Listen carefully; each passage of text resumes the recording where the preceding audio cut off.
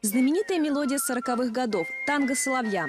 Душевные песни сладкоголосой птицы не способен передать ни музыкальный инструмент, ни человеческий голос, но может почти в точности – художественный свист. Понять природу этого музыкального жанра такой целью недавно задался астраханский свистун Александр Оляхнович. Свист – это же тоже творческое какое-то проявление человека. То есть ему захотелось сейчас свистеть, и он хочет сейчас свистеть. Он свистит, а на улице ему уже не хочется. И в детстве я тоже свистеть не умел, и когда дома свистел, меня ругали. Но когда Александр узнал, что художественный свист – это целое искусство, никакие суеверия его уже не могли остановить. Губы трубочкой, язык зубам, одна мелодия, другая, и парень уже не только насвистывает известные песни, но и свободно импровизирует.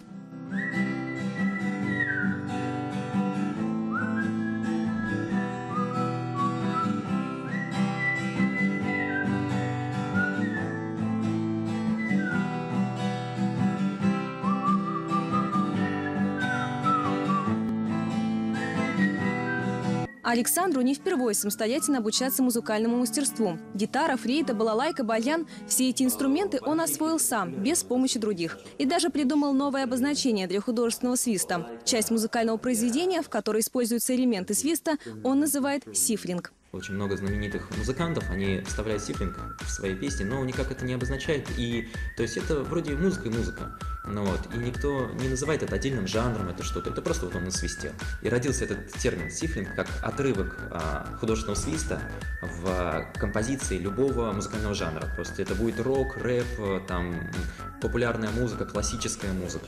Астраханский свистун уже начал исполнять сифлинг на вечерах перед публикой. Он собрал команду музыкантов, с которыми постоянно репетирует в Доме-музея Велимира Хлебникова. В Доме-музея Велимира Хлебникова мы репетируем, проводим различные мероприятия, так называемые верандники.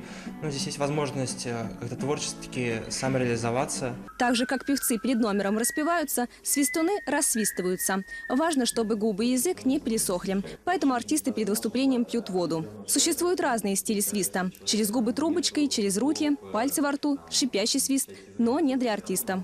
Если брать художественных свистунов, все свистят одним типом, самым простым. Это губы трубочкой. Когда складывают губы трубочкой, язык к зубам, и получается звук, который можно варьировать от тона к тону, от ноты к ноте.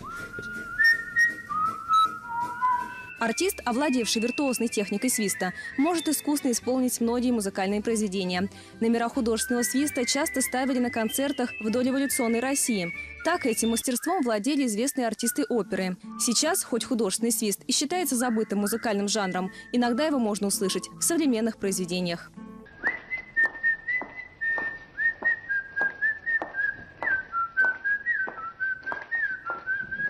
На конкурсах талантов.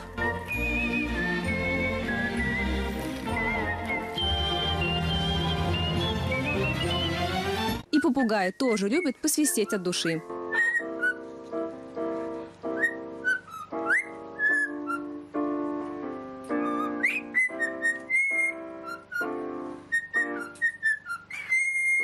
Реально это красиво, к этому нужно стремиться, это умение, это развивает их художественный слух, это развивает музыкальный слух, это вызывает вообще, развивает другой взгляд на музыку.